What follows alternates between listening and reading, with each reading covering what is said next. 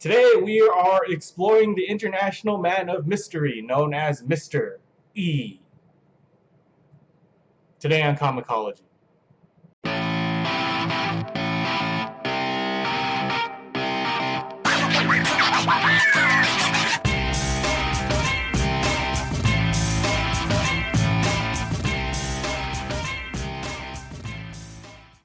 Mr. E is not a very well-known character in comic book history.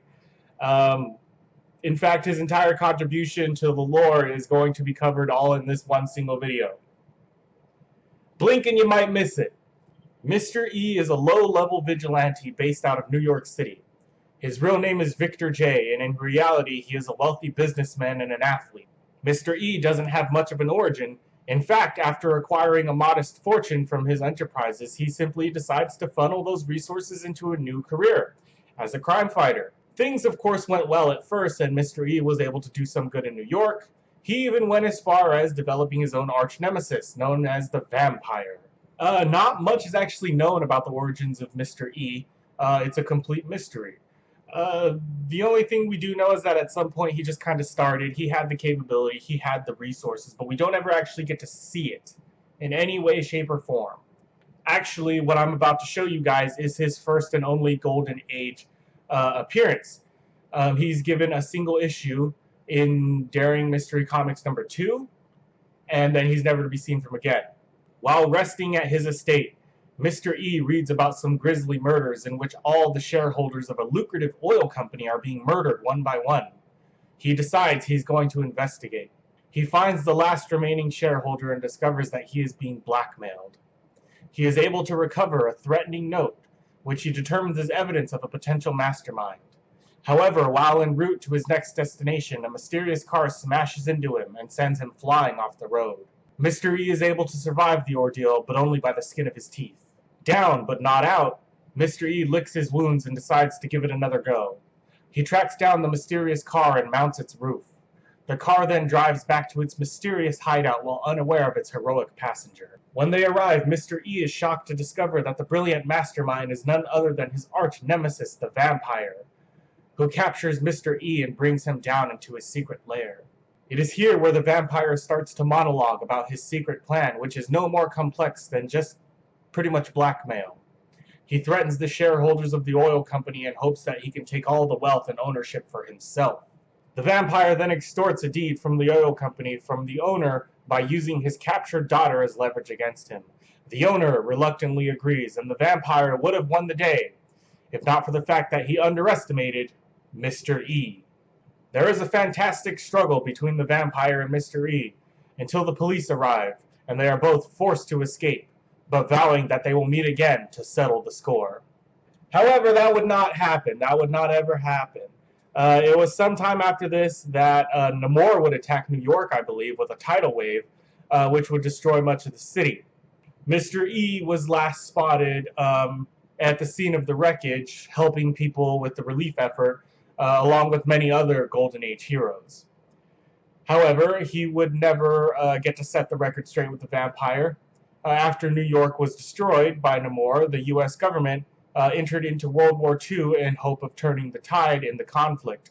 At this point, the Vampire's recorded history was never seen again. Having lost his nemesis, I guess we just assume he fucked off and never came back. On the ground in Germany, we see that Mr. E was among many of the heroes who sacrificed their personal lives to join the war effort. However, he was seen as a lower-level asset and was often felt himself to be inferior to many of his colleagues who had superpowers. Eventually, the war made it to Berlin, and Mr. E was a member of the invasion force.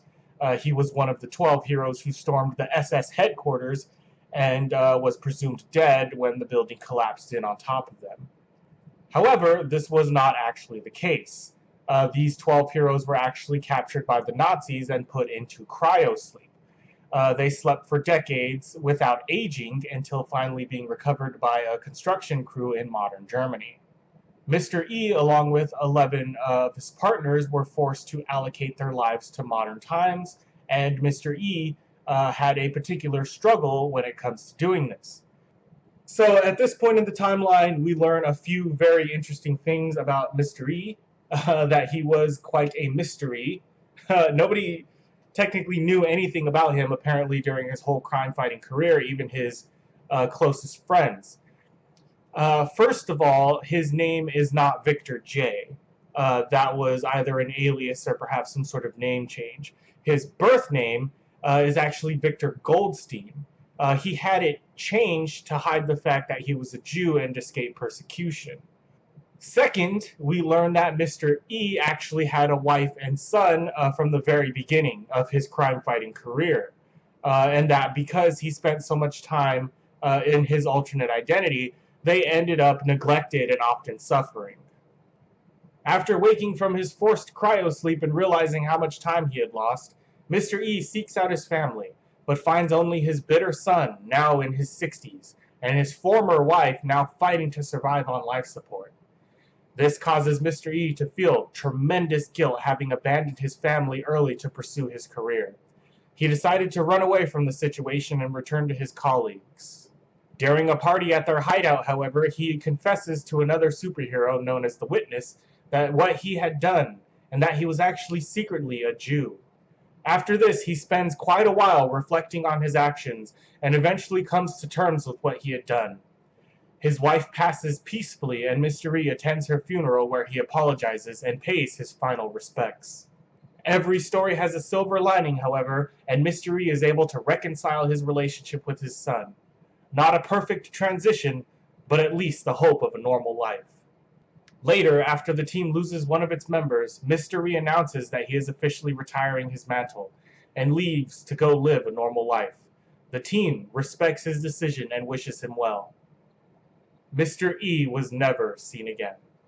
So that's the story. It's not bad, it's not interesting, it has its ups and downs, but it's definitely lacking in mystery considering his name, his namesake.